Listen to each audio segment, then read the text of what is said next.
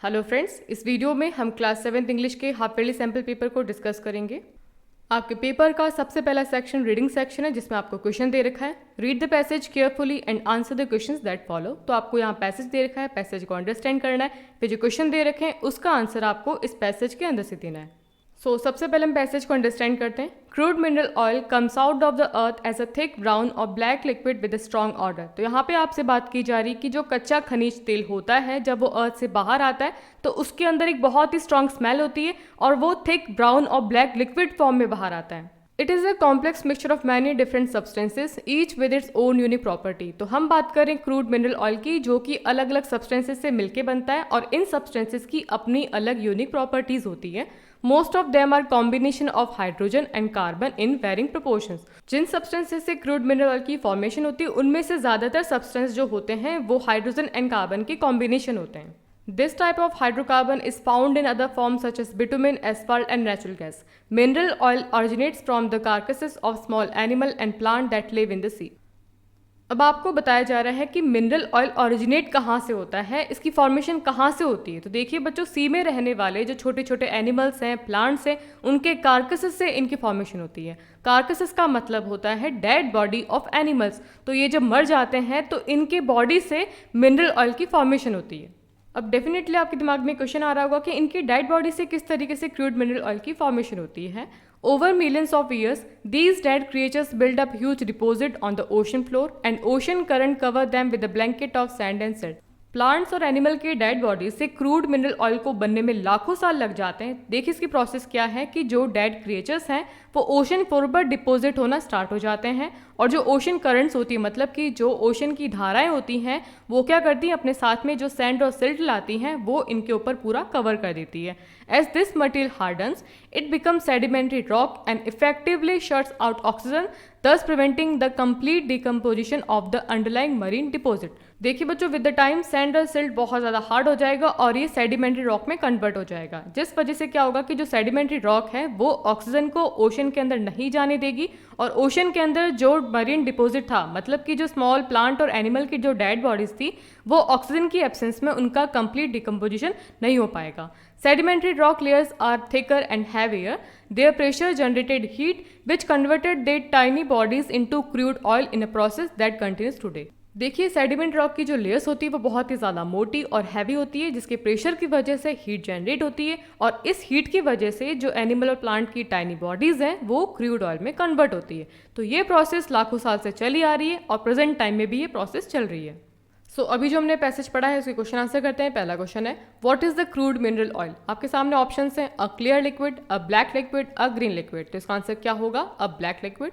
अगला क्वेश्चन है what is the origin of mineral oil. अब आपसे पूछा जा रहा है कि मिनरल ऑयल का ओरिजिन क्या है। आपके सामने ऑप्शंस हैं plants that grow on land, small animals and plant that live in the sea, small animals and plant that live on land. तो इसका आंसर क्या होगा? Small animals and plant that live in the C.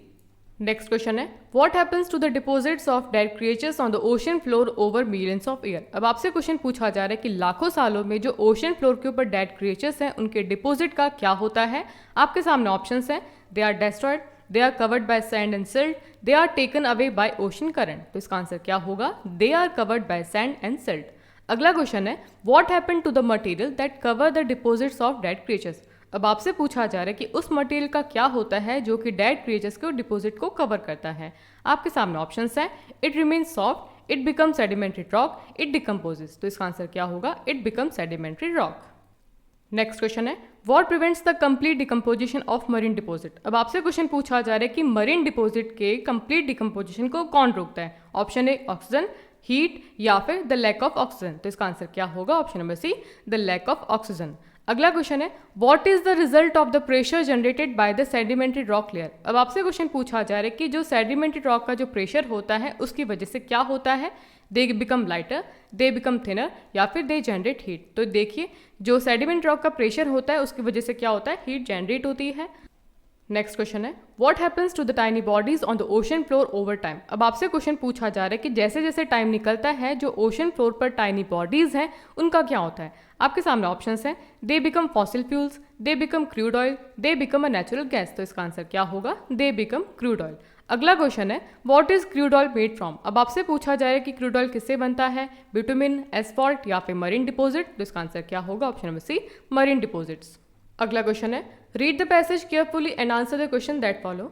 There was the time when all house work was done by the women और girls of the household. तो देखिए ऐसा भी time था जब घर का सारा काम घर की औरतों या लड़कियां ही करती थी। Few husbands ever dreamt of washing up, preparing breakfast और टेंडिंग द बेबी। बहुत ही कम हस्बैंड ऐसा सोचते थे कि उनको हेल्प करानी चाहिए, जैसे कपड़े धोने में, ब्रेकफास्ट बनाने में या फिर बच्चे का ध्यान रखने में। Such duties were no concern of their. इस टाइप की जो ड्यूटीज थी उनको उसकी किसी तरह की परवाह नहीं थी, उनको मतलब नहीं था, उनको लगता था कि ये तो औरतों का काम है। And normal school boy assume that if help were needed in the home his sisters would be called on to give it. जो स्कूल जाने वाले बच्चे थे, जो बॉयज़ थे, वो ये सोचते थे कि अगर घर में किसी को हेल्प की ज़रूरत होगी तो वो काम कौन करेगा, उनकी बहनें करेगी, क्योंकि काम करने का काम किसका था, उनकी बहनें करती थी, उनकी मम्मी करती थी। The whole family supported the view that the male child could not और should not clean, mend, wash और मेक बेड्स। जो घर के जो बाकी लोग थे वो भी ये सपोर्ट करते थे कि घर का काम लड़कियां ही करेंगी, औरतें ही करेंगी, बॉयज़ किसी तरह का घर का काम नहीं करेंगे। Things are very different today. Doctors or barristers find nothing shameful in putting on apron to help in the kitchen or nursery and even boast of being good at washing clothes and cooking. लेकिन अभी क्या है ना कि time change हो रहा है। जो डॉक्टर्स हैं, बैरिस्टर्स हैं, उनको घर का काम करने में किसी तरह की कोई शर्म नहीं आती है और ना ही वो घमंड करते हैं कि वो वॉशिंग या फिर कुकिंग में बहुत ज़्यादा अच्छे हैं। The school boy is more often now than formerly expected to help his mother. अब स्कूल जाने वाले लड़के भी हैं अपनी मम्मी की हेल्प करा देते हैं। One reason for the change is the shortage of domestic servant. तो देखिए हस्बैंड भी हेल्प करा रहा है, बॉयज़ भी हेल्प करा रहे हैं। ये जो चेंज आया है इसके पीछे रीज़न ये है कि जो डोमेस्टिक सर्वेंट हैं उनकी बहुत ज़्यादा शॉर्टेज है। Girls could once be found to do the hard work in middle and upper class homes for very moderate wages. Such girls nowadays work in factories. They earn more money than most householders can afford to pay. तो देखिए इसके पीछे सबसे बड़ा reason ये है कि जो लड़कियां पहले बहुत ही कम वेजेस में घरों में काम करती थी, अब वो फैक्ट्रीज में काम करती और उनको बहुत अच्छा पैसा मिल जाता है, इसीलिए वो घरों में काम नहीं करती। Thus, the wife now does the household work herself with the aid of labor saving machines and she expects some help from her husband. तो देखिए अब प्रेजेंट टाइम में क्या है कि जो वाइफ है वो घर में खुद अपना काम कर लेती हैं लेबर सेविंग मशीन की हेल्प से, और वो एक्सपेक्ट करती है कि उनके हस्बैंड भी उनकी हेल्प करें। सो अब हम क्वेश्चन आंसर करते हैं। पहला क्वेश्चन है in the past who primarily took care of house hold chores like washing, cooking and child care. अब आपसे क्वेश्चन पूछा जा रहा है कि पास्ट में घर के जो काम थे वो कौन करता था, हस्बैंड्स, ब्रदर या फिर विमेन और girls of the household. तो इसका आंसर क्या होगा, ऑप्शन नंबर सी, विमेन और girls of the household. अगला क्वेश्चन है according to the passage what did a normal school boy assume about the household help. अब आपसे question पूछा जा रहा है कि अकॉर्डिंग टू पैसेज के हिसाब से आपको बताना है कि जो स्कूल जाने वाला लड़का है वो क्या सोचता था हाउस होल्ड हेल्प के बारे में। आपके सामने ऑप्शंस हैं, his mother would do all the work, his sisters would be called upon to help, he was responsible for all household chores. तो इसका आंसर क्या होगा, option B, his sisters would be called upon to help.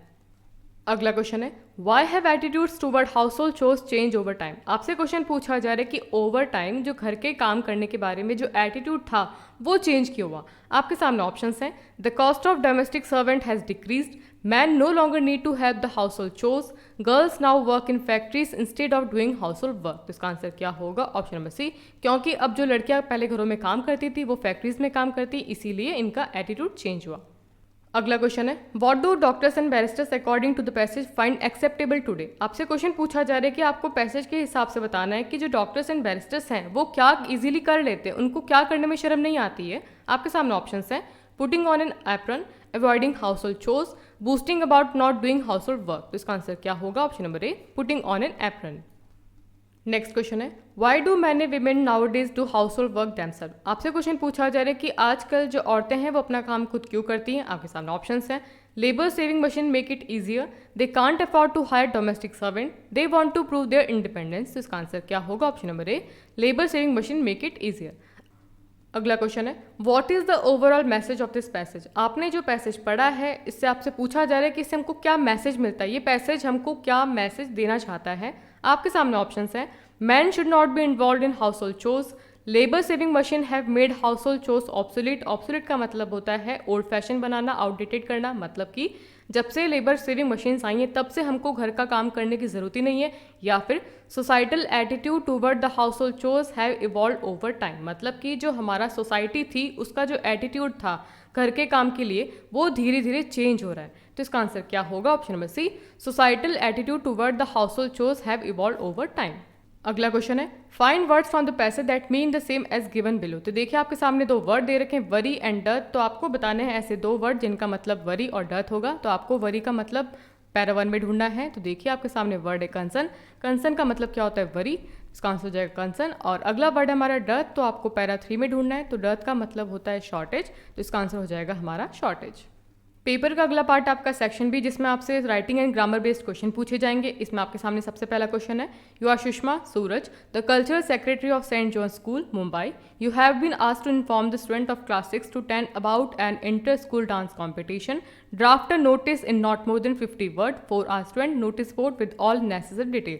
तो इसमें आपको क्या करना है? नोटिस करना है। और मैं आपसे अगला क्वेश्चन दे रखा है, You are Amit Amrita, a student of Bal Bharati Public School, Dehradun. Recently, your father has been transferred to New Delhi. Now, write an application to the principal of your school to issue a transfer certificate so that you may be able to take admission in new school. तो यहाँ पर आपको notice पूछा जा रहा है और इसमें आपसे एप्लीकेशन पूछी जा रही है, लेकिन क्वेश्चन क्या है और में है, हम दोनों डिस्कस करेंगे, लेकिन आपको जो इजीली समझ में आए आप एग्जाम में वही क्वेश्चन अटेम्प्ट करना। सबसे पहले हम नोटिस को डिस्कस करते हैं। आपको एक बॉक्स बनाना है, उसमें सबसे पहले आप लिखेंगे स्कूल का नाम, उसके बाद आप लिखेंगे नेक्स्ट लाइन में नोटिस, कैपिटल लेटर में लिखना है, उसके बाद में लिखेंगे डेट, उसके बाद में आपको हेडिंग डालनी है। यहाँ पे क्वेश्चन की हेडिंग क्या है? Inter school dance competition. उसके बाद में यहाँ के नोटिस की बॉडी स्टार्ट होती है, all the student from class 6 to 10 are inform that there is an inter school dance competition. Students are requested to submit their names to their class monitors before 17th October. The details of the competition are as follows. Theme क्या है? Patriotism. और venue क्या रहेगा? School auditorium. आपका नाम लिखना है, उसके बाद में कल्चरल सेक्रेटरी। तो ये आपका फॉर्मेट रहेगा नोटिस लिखने का। अब हम एप्लीकेशन को डिस्कस कर लेते हैं। तो सबसे पहले आपको टू लिखना है, फिर आप कॉमा लगाएंगे, उसके बाद में टू द प्रिंसिपल बाल भारती पब्लिक स्कूल देहरादून। यहाँ पे आपको क्वेश्चन में बाल भारती स्कूल दे रखा था, अगर नहीं होगा तो आपने स्कूल का नाम लिख सकते हैं। उसके बाद में आप डेट लिखेंगे, देन सब्जेक्ट क्या होगा? Application for school transfer certificate. उसके बाद में लिखेंगे respected sir ma'am. With due respect, I would like to state that my father has been transferred to New Delhi. He has to join there for his job within 10 days. We are going to shift the coming Sunday, that is 15th of this month. Therefore, I request you to kindly issue me my school transfer certificate so that I would be able to join a new school there. I have cleared my all pending due and written all the library books. Thanking you, yours sincerely। आपका नाम लिखना है, फिर आपकी class लिखनी है। तो ये आपका एप्लीकेशन का फॉर्मेट रहेगा। अगला क्वेश्चन है, read the notes given below and write a short bio sketch of Kalpana Chawla. अब ये क्वेश्चन आपका बायो स्केच का है, आपको कल्पना चावला के बारे में बायो स्केच लिखना है, कुछ इन्फॉर्मेशन गिवन है, इसकी हेल्प से आपको बायो स्केच लिखना है। सबसे पहले आपको यहाँ पे इनका नाम दे रखा है कल्पना, उसके बाद में place and date of birth Karnal 17 March 1962। उसके बाद में उनके पेरेंट्स का नाम दे रखा है, फादर कौन थे? बनारसी लाल चावला, और मदर कौन थी? Sanjyoti Chawla. Education astronaut engineering, master of science in aerospace engineering. उन्होंने क्या काम किया था? Work done, first female to fly on space shuttle. Awards क्या थे इनके? Congressional space medal, NASA space flight medal, NASA distinguished service medal. And इनकी death कब हुई थी? 1 फरवरी 2003। तो ये जो इन्फॉर्मेशन दे रखी है, इसकी हेल्प से आपको इनका बायो स्केच लिखना है। तो आपका आंसर इस तरीके से होगा, Kalpana Chawla was born on 17 March 1962 at Karnal Haryana. Her father was Banarasi Lal Chawla and mother was Sanjyoti Chawla. Kalpana was youngest of 4 children. She completed aeronautical engineering from Punjab Engineering College, India. Later, she completed Masters of Science degree in Aerospace Engineering. Kalpana Chawla was first Indian-born female to fly in the space. She became an inspiring woman for millions of females in India by becoming first woman to become astronaut engineer. Kalpana Chawla was awarded with Congressional Space, NASA Space Flight Medal, NASA Distinguished Service Medal. She was assigned many special missions. The Space Shuttle Columbia disaster, where Kalpana Chawla died with her crew member on 1st February 2003. तो इस तरीके से आप कल्पना चावला के बारे में उनकी bio sketch को लिखेंगे। अब हम ग्रामर बेस्ड क्वेश्चन करेंगे। आपके सामने क्वेश्चन है, make opposites of these following words by adding prefixes इम एंड इन। तो आपके सामने वर्ड दे रखे हैं, इनमें आपको प्रीफिक्स ऐड करके इनका अपोजिट बनाना है। तो पोलाइट में हम जब इम यूज़ करेंगे तो क्या हो जाएगा? इम्पोलाइट। एक्टिव में इनएक्टिव यूज़ करेंगे तो इसका अपोजिट बन जाएगा। और पॉसिबल में जब हम इम यूज़ करेंगे तो इसका क्या हो जाएगा? इम्पॉसिबल। अगला क्वेश्चन है fill the blank with homophone that best fit the sentence. देखिए आपके सामने यहाँ पे होमोफोन पूछा जा रहा है। होमोफोन का मतलब होता है ऐसे वर्ड जिनका प्रोनाउंसिएशन तो सेम होता है लेकिन मीनिंग और इनकी स्पेलिंग अलग होती है। जैसे कि आपके सामने क्वेश्चन पूछा जा रहा है I felt dash after I work the whole day. अब आपको बताना है कि यहाँ पे कौन सा वीक आएगा। देखिए इसका आंसर होगा आई फेल्ट वीक, WEAK, मतलब कि पूरा दिन काम करके मुझे कमजोरी महसूस हो रही है। अगला क्वेश्चन है we stayed at the dash overnight. अब आपको बताना है कि यहाँ पे कौन सा इन आएगा, IN या फिर INN। तो इसका आंसर क्या होगा, we stayed at the inn overnight. हम पूरी रात इन में रुके थे। इनका मतलब होता है छोटी होटल। अगला क्वेश्चन है fill the blanks with the word given in the box. Box में कुछ वर्ड दे रखे हैं, इनकी हेल्प से आपको ब्लैंक कंप्लीट करना है। पहला क्वेश्चन है there are so many toys in the shop I can't decide dash one to buy. तो देखिए आपसे कहा जा रहा है कि शॉप के अंदर तो बहुत सारे टॉयज हैं लेकिन I can't decide which one to buy, मैं डिसाइड नहीं कर पा रही हूँ कि मैं कौन सा खरीदूँ। अगला ब्लैंक है my friend lost his chemistry book now he doesn't know dash to do. मेरे दोस्त ने उसकी केमिस्ट्री बुक गुम कर दी है, अब उसको समझ नहीं आ रहा व्हाट टू डू, वो क्या करे। अगला क्वेश्चन है fill the blank with appropriate forms of the word. पहला क्वेश्चन है I decided to become an artist but my parents are not happy with my. अब आपके सामने ऑप्शन हैं, आपको बताने कि यहाँ पे कौन सी फॉर्म आएगी वर्ड की, डिसाइड, डिसाइडिंग, डिसीजन या फिर डिसाइड्स। तो इसका आंसर क्या होगा, I decided to become an artist but my parents are not happy with my decision. अगला क्वेश्चन है the king forgive the bearded man as he knew dash is the greatest virtue. अब आपको बताने कि यहाँ पे क्या आएगा, फॉरगिविंग, फॉरगिव, फॉरगिवनेस या फिर फॉरगिव्स। तो इसका आंसर क्या होगा, the king forgive the bearded man as he knew forgiveness is the greatest virtue. क्षमा करना ही सबसे बड़ा गुण है। अगला क्वेश्चन है fill the blanks with appropriate phrases choosing from the bracket to complete the sentence. आपको यहाँ पे 2 क्वेश्चन अटेम्प्ट करने हैं। आपके सामने फ्रेजेस दे रखे हैं, look into, look after, look out, look in and look down on. आपको बताने कि यहाँ पे कौन सा फ्रेज आएगा। पहला क्वेश्चन है we have no right to look down on the people who do small jobs. Look down का मतलब होता है किसी को नीचा दिखाना। हमें कोई अधिकार नहीं है कि हम जो लोग छोटा काम करते हैं, छोटी जॉब्स करते हैं, उनको नीचा दिखाएं। अगला क्वेश्चन है the government set up working party look into the problem. मतलब कि गवर्नमेंट ने एक वर्किंग पार्टी बनाई है प्रॉब्लम के बारे में पता लगाने के लिए। और थर्ड क्वेश्चन है look out there is a car coming. Look out का मतलब होता है केयरफुल रहना, तो केयरफुल रहो, एक कार आ रही है। तो इस तरीके से आपको यहाँ पे फ्रेज को यूज करना है। सो बच्चों आपके पेपर को 2 पार्ट में डिवाइड किया गया है। आज के वीडियो में हमने reading section, writing section, grammar section के क्वेश्चन कंप्लीट किया। नेक्स्ट वीडियो में आपके लिटरेचर बेस्ड क्वेश्चंस करेंगे। आई होप ये क्वेश्चंस आपके लिए बहुत ही ज़्यादा इंपॉर्टेंट होंगे। वीडियो अच्छा लगा तो वीडियो को लाइक करना है, दोस्तों के साथ शेयर करना है और चैनल पर नए हैं तो चैनल को सब्सक्राइब करें। Thanks for watching.